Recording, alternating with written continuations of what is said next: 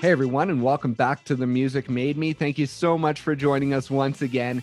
Today we're sitting down with singer-songwriter Morgan Wade. We talked to her about her musical upbringing, the chance ad on Craigslist that helped form her musical career, and her new album, Reckless. We also talked about not wanting to be pigeonholed into a certain style of music, whether it be country, Americana, pop, rock. She just wants to create the music that she wants to create. And we talked about that and sort of the frustration that can come with people wanting to put you in a certain genre. So please enjoy our conversation with Morgan Wade.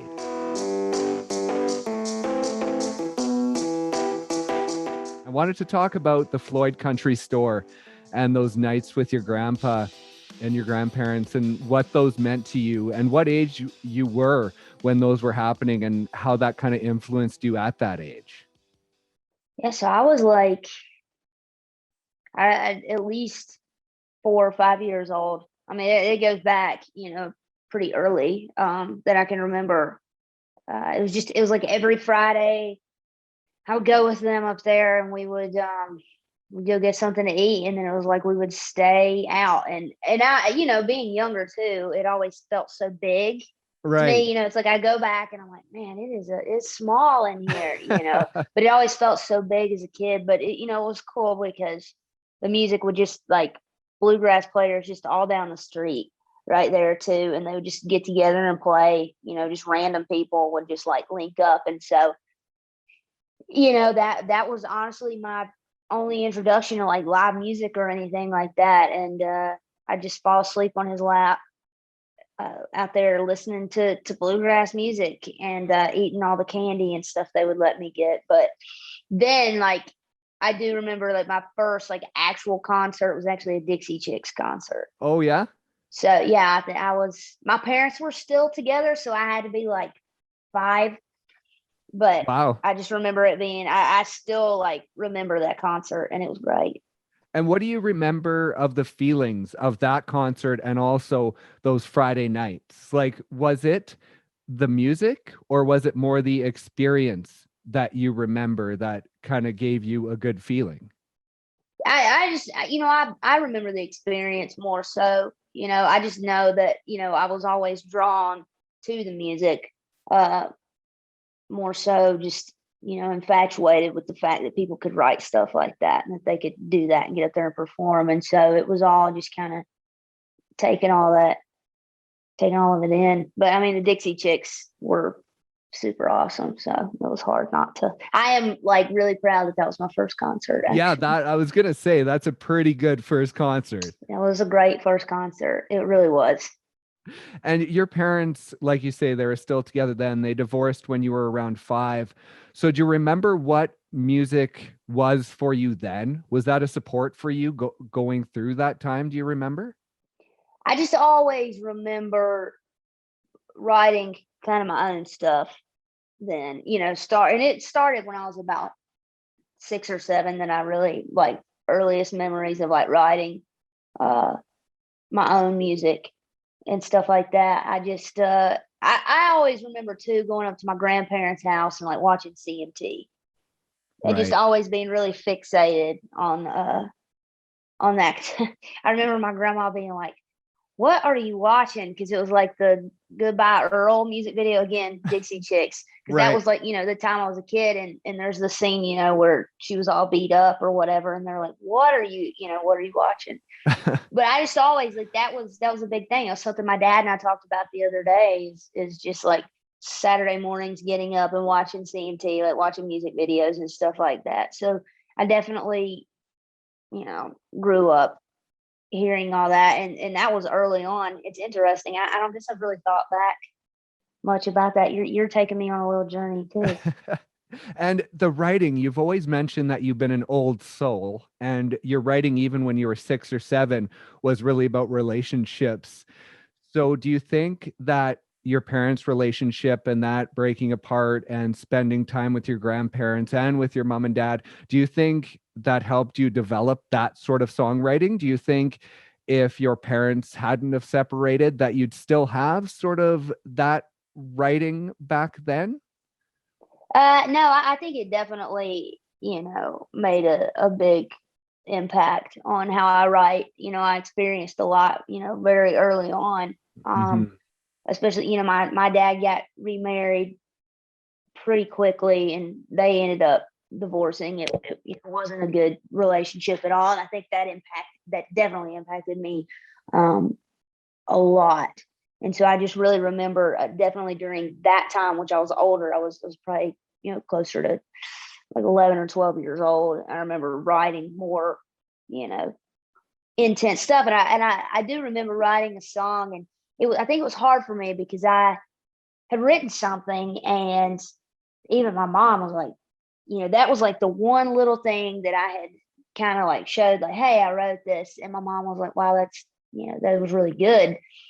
And there was somebody that was interested in like helping me kind of figure out how to put that to music because, I was just a kid. Okay. And, but then they found out that I was like 11 years old and they were no longer intrigued by that. Oh, wow. I remember that cut me deep. I was like, well, what does it matter? It was a good song. So anyways, I look back and I remember stuff like that.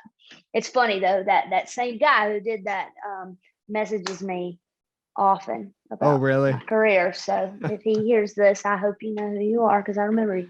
Yeah. And so I read that your grandma still finds your lyrics sometimes around the house. And so what do you think when you look back on those now? It's funny.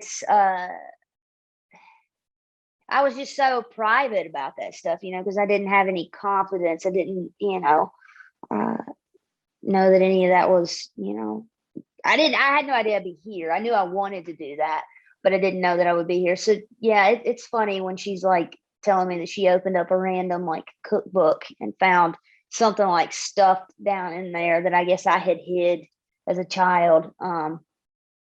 I would be surprised if she put it on eBay one day. No, but And do you ever look back at them and get inspiration for your current stuff or even use like a line or two from what you wrote back then? no, no, no. I sometimes like stuff from a few years ago maybe, but I didn't really write stuff down. I did as a kid, but then as I got older, I just like even now I don't really write lyrics down. Right. Um, if it's something I'm going to use, I just memorize it. Yeah, So I was going to ask you about that. How do you do that? Because I can't even remember. Like, if I see a sentence or something I want to remember, I'll like say, oh, yeah, I'll remember that. And I say it a couple of times. And then, like, 5 minutes later, I forget what I even read. And so, how do you do that? Do you have a method to doing that? no, I have no idea. That is the only thing I can do that with the songs. Anything else, yeah, that's not happening. But I can remember songs like it, and that's how I know if it's gonna work. I can remember it. Um, Going into the studio, it was like the day like that we first went in. They're like, yeah, you need to like write these down for us because everybody else like needs the lyrics. And I was like, Right. yeah, I hadn't written any of them down. I was like, that's just not something that I do. So, um, yeah, so I don't really there every now and again I'll find something that I've like scribbled down and I'll be like sometimes I'm like, wow, okay, yeah, but then other times I'm like, you shouldn't have written that down. You just need to get rid of that. So Right. And so you started writing around 6 or 7. When did you start picking up the guitar for the first time? I was about 12. I think it was about 12. And I took lessons for like a year or something like that. And then that was about it. I just wanted to know enough to be able to write songs and then, figure the rest out on my own. And that's what I did. I've never been one to really, I started out actually in like classical violin. Oh, okay. I hated Not for it. you. I hated it. No, gosh, I look back on that. And I'm like, well, that was because my grandfather, he loved the fiddle, going to hear Okay. bluegrass music. And Yeah. he bought me a fiddle. And so they thought they signed me up for like fiddle lessons, but no one taught fiddle. It was literally classical violin. And it just wasn't my thing at all. And I took that for like 2 years. Oh, wow. I took it for like 2 years. And I remember all I wanted to do was play the guitar. I walk in there, she had a guitar in there, and I remember she told my mom, she's like, "Well, if she doesn't do anything with the violin, she's never going to do anything with the guitar. Don't you let that girl play the guitar." And Oh, really? yeah, it's just been like a system of like being doubted for so long. Yeah. So I kind of like look back on that, and I'm like, man, no wonder I had like zero confidence. Everybody was like, "Yeah, you're not gonna do that." So that's why I'm a big on like, don't listen to other people, just do whatever you want, because kind of screw everybody else in their opinions a little bit. Or Yeah. yeah.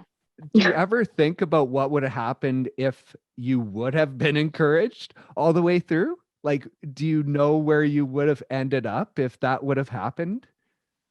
Yeah, I've questioned that, but I've also questioned, I'm like, I think it was good for me to like have to rely on myself a lot of times. And just like I've said that before, I was like, okay, well, I'm not gonna be able to do this for other people, but I can do it for me.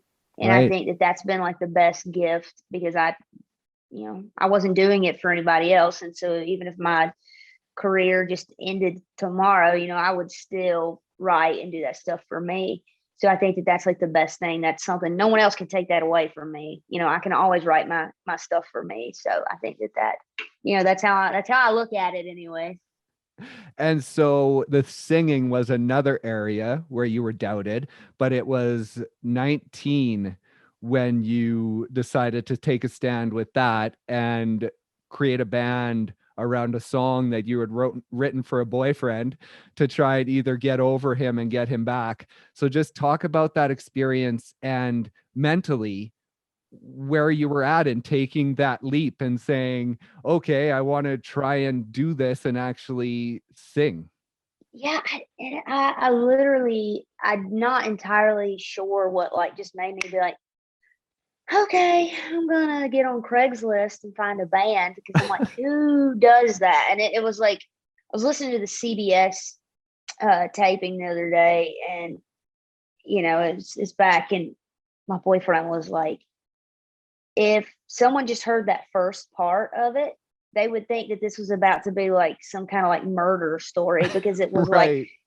see, the singer songwriter Morgan Wade formed a band off of an ad on Craigslist, and then it's just like you're waiting for it to be like, oh, poor thing, rest her soul. But it's like, no, Right. I'm still here.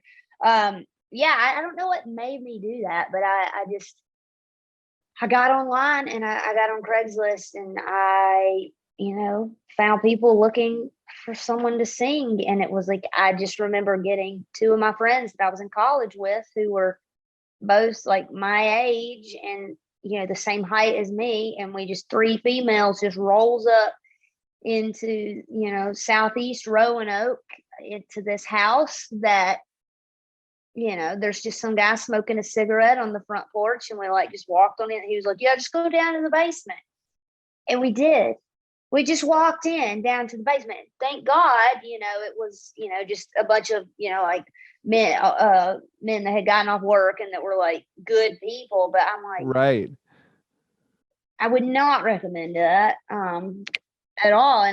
But I just remember I was like, okay. And um, started singing with them, and then it was like it became a thing every week to go practice. And then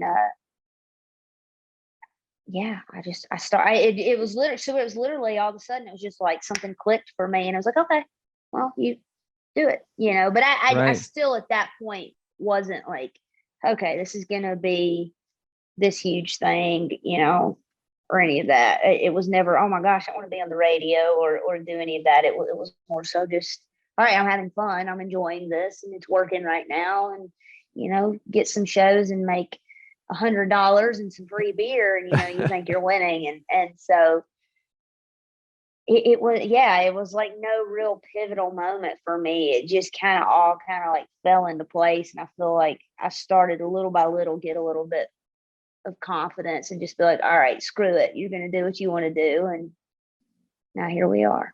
And do you remember the first like one or two shows on stage and what it was like and how you were feeling? Yeah, I remember the first little show that I did, and I just remember, it was like a little opening slot, and I just remember not wanting to be done. I just wanted to keep playing. It was such a good feeling, and I don't remember. It's so weird, but I guess it was because I was drinking then. I don't drink now, so Right. I wasn't nervous, which is like really bizarre to me, but it just always felt really natural. Um, but that's what liquid courage will do to you. So sometimes Yeah, that's for good, I sure. guess. But And before we talk about that, I wanted to talk about it was July of 2018, I believe, that you decided to quit your job. And so at that point, you had gotten to a place where it was like, this is what I want to do as a career. This is my thing. I'm going full bore with this. yeah, And what was that feeling like? it basically, I had kind of gotten to the point where it was like, all right, either you can't be booking all these shows, you can't be going and doing all of this, or you can, but you have to quit your job, because it was just like your head's in two different places. And I was like, you hate your job, you don't want to do this, like, why are you doing it? Then Sadler was basically like, hey, I don't want to tell you what to do, but you should probably go all in and just do it. And I kind of needed that encouragement. And then yeah, I remember I was leaving a show, and I called my boss. I was like, hey, I'm gonna work the next 2 weeks or whatever it was, and then see you, man. So that was, that it was scary at first, but now I look back and I'm like, ugh, I can't imagine working for anybody else, because I'm just like, I'm so like hard headed and like want to do my own thing, so I can't imagine doing anything else. So it was the best thing I ever did. Right. And one of the other best things you ever did was getting sober. You're coming up on 4 years. Talk about kind of the breaking point of that. And I believe it was a show in New York City where you finally realized that enough was enough, and to move forward, you had to do something about it. Yeah, I first time being in New York, as soon as we got out of the car up there, I just started drinking, like, as soon as we got there. And I drank, until 2 in the morning, whatever it was. And I just remember waking up the next morning and just being like, the craziest hangover I've ever had. It was like, yeah, I didn't feel good, but it was more of a fog than it was anything else. I never really felt like that. And it was just, it was something I couldn't shake. And I just remember all day just being kind of like, all right, maybe we need to take a little break from the alcohol. And so I did, I didn't drink anything else while we were there. And then it was just like for weeks after that, I just could not like get rid of that feeling. It was extremely bizarre. And I was just like, all right, you know, I'm not drinking anymore. And I think all my friends probably assumed, all right, yeah, you're not going to drink for like a month, and then, you'll be back. But I have not Right. touched it since. It was just such this heavy feeling, and kind of just realizing, like, if you want to do anything with your life, you have got to stop. And yeah, coming up on 4 years of that. And I think, it's a little harder now because it's been so long since I've drank. So sometimes you kind of have to remind yourself why you don't drink anymore. Like, no, Yeah. you haven't changed. Like, it's a disease. You're not gonna be able to just handle one or two drinks. Like, don't even. So I stick with the sparkling water and coffee, and we're good. And it's always the next morning, right? When you wake up, that you kind of have that realization that, yeah, that's why I don't drink. hmm Yeah, and I get some of those like hungover feelings when I'm like sleep deprived. Right. Yeah. So if I've been at a show, or whatever, and I'm just super tired the next day, it brings me back, and I'm like, yeah, I hate this. I hate this. I'm like, you can't. So I'm like, imagine, I can't even imagine touring and doing all this stuff now, being hungover, trying to do it too. I'm just like very thankful. In June of 2018, you did an interview on a podcast, and you were still in your band. And at that point, you were talking about Jason Isabel as one of your influences and wanting to hook up with him.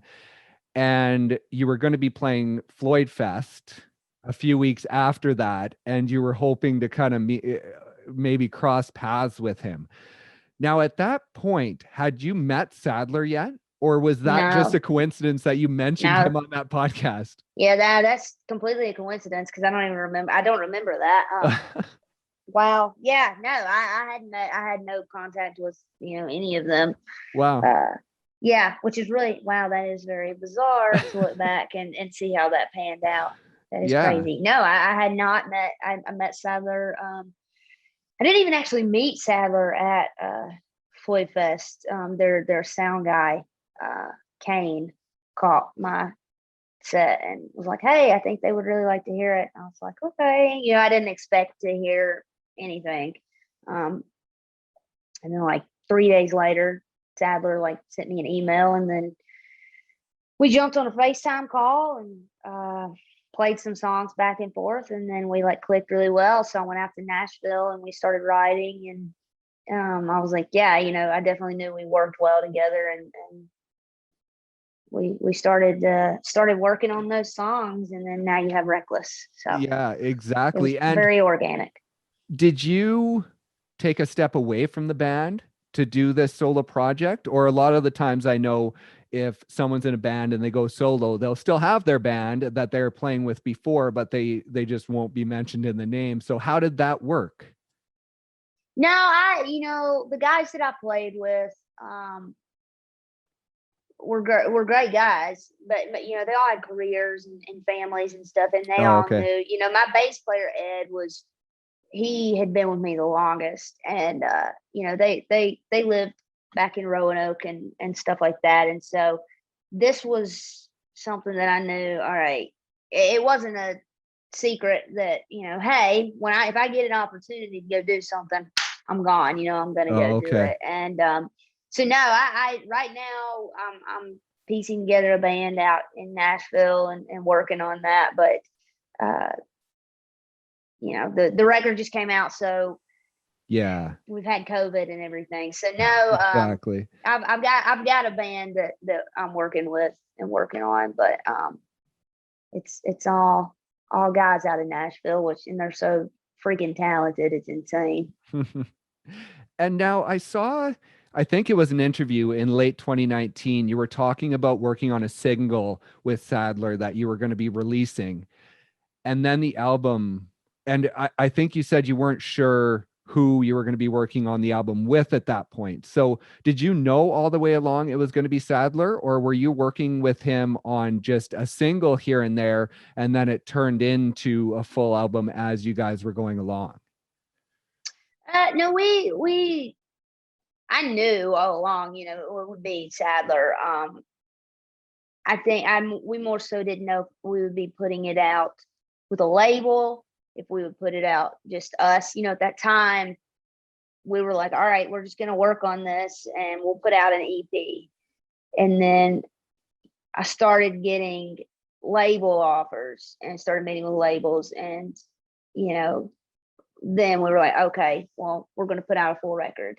We've got all these songs, like, let's put out a full record. And then, I went with 30 Tigers. And so, Yeah. but I've known all along, it would be him. I kind of kept things very quiet and didn't give out any details. It was like, not count my chickens before they hatched, Right. kind of thing. But yeah. And now I wanted to talk about the music, but more in a way of throughout this process and all the interviews that you're doing and everyone trying to force you into a box or force you here or compare you to this or compare you to that. As positive as this release has been and as well as the traction that it's getting, how frustrating is it in that regard within the industry, not being able to just say, I am who I am and this is my music? Um, yeah, I mean, I think it's gonna take me a minute to, adjust to the fact that I have a bigger audience and it's like continuing to grow. I mean, like, especially after Saturday, with the CBS Yeah, for airing and sure. everything, like, things are coming in, and I've got a lot more people that I'm in front of now. And I think that people, are used to hearing me with an acoustic guitar, stuff that they've heard before that, wasn't a record. This is like my debut record. Like, this is an official album. And so I think it's a little different for some people, which is okay. Everybody has their own opinions, and that's fine. But it's the arguing over what I am and trying to classify me. I'm like, man, just let me make my music. Like, let me do whatever I want to do. If I decide to put out a rock opera record next month, just let me do it. Like, if you don't like it, throw it in the trash. That kind of thing is like where I'm at with that. Cause I'm like, I think especially to creative people and artists, like, we continually change. Yeah, And, exactly. and I wanted to put out a record too that allows me to have that next record be, well, what is it going to be? Because what can you really classify this record as? It really opens the door for record number 2 to kind of go a bunch of different directions. And that's really important to me to, if you just full pop record, that first record, and then the second one, you want it to be country. I mean, how's that going to, some people aren't going to adjust well with that versus putting out something that so crosses over a bunch of genres. And I think we did a really good job with that. And does it feel almost a lot of times it's a double-edged sword, because people want you to fit in a box, but the minute you fit in a box, they say, well, why do you play the same stuff? Why do you have this certain sound that you have? Yeah. People can't, I mean, I think that's in general. I guess we all do that. I do it with the seasons. It's like, oh, I want summertime, and it's summer and you're ready for fall, Right. that kind of thing. Yeah, and I think too, also being able, people hiding behind social media, being able to say whatever they want to. They wouldn't say it to your face if they came up to you. They would definitely not say it to your face, but they'll say stuff, on the internet because they can hide. But yeah, it is interesting. It's, they want you to be this, but don't be this at the same time. And everybody has their own different opinions on how that they think that everything should be done. And so it's just best to just like not read the stuff. I'm learning that, for the most, and that's like a very small amount, because like for the most part, everyone's been super supportive and things have gone over really great. And I've been kind of saying for the last year, like, hey, this new stuff is different from like just me with a guitar, because I have a band, and so I did our vinyl stuff, which I loved, and I still enjoy that. I want to be able to do both, do just the girl with the guitar, but also go do pop music if I want to. And the word pop freaks a lot of people out that hate pop music, so I'm like, it's just it's a process, but I'm just really fortunate for everybody that's, been super supportive and allowing me to do this. Yeah, and there has been a good response. And how does it feel basically over the last 2 years? Like, I was looking on social media when you had the album releasing. It's like, I want to thank my manager, my agents, my publicist, my tour manager, my label. Like, all of a sudden you have this team behind you within the last 2 years, and you have this record out and you're getting positive response. Like, what has that been like? It's funny because it's like, I played a couple shows this past weekend, and it's interesting to be allowed to just be the artist and just show up and perform, and not, be the merch girl and, load everything in and take care of everything and get the check and do absolutely everything myself. Right. It's allowing me to be in a much better mood and feel a little more rested, because it's like, I was doing all that, which I think is good. And there's so many people out there that do all that. There's so much more that goes into putting on these shows and, putting out a record. I had no idea how much goes into putting out a record. I mean, it's, I've got such a great team of people, but yeah, it's a little crazy, to think the last time I toured, I didn't have any of this. And then now I've got, a team, an actual team of people. And that team isn't, a fake booking agent that's that's actually me. I did that for a long time, so Right. um yeah, it's awesome. I'm super blessed. And another big thing, I saw you post about your new car, the first car that has air conditioning, and it's a Benz. And so being to this point where Yeah, you have the ability to support yourself, like that's got to right. feel pretty damn good. It does feel really good. I'm like, it's yeah, and I'm like super I'm pretty frugal, and so for me to like finally go get that, my mom was like, "You have got to get a car. Like, what are you doing?" I had the last car that I had, my parents were getting rid of it. Oh, okay. It was a minivan, and they were like getting rid of it, and I was like, "Yeah, I'll take that. I'll buy that for $1,500 off of them." And as soon as I got it, the AC went out. Oh This was gonna be man. like that was gonna be the first car with AC for me. Oh, okay. And it went out as soon as I got it. And so for literally like 2 years, I just drove a minivan. And all my friends gave me grief. And I'm like, guys, the lumbar support is amazing. Um, and so finally it was time. But I was like, for me, it was like kind of, it was emotional because I was like, man, I did this myself. I worked really hard and was able to go get a nice car and to like, not in a show offy way, but like, no, I really worked really hard doing that, something that I always felt I wasn't good at, and I could never do is now what's helping me pay my bills. So Right. it is, it's crazy in a good way.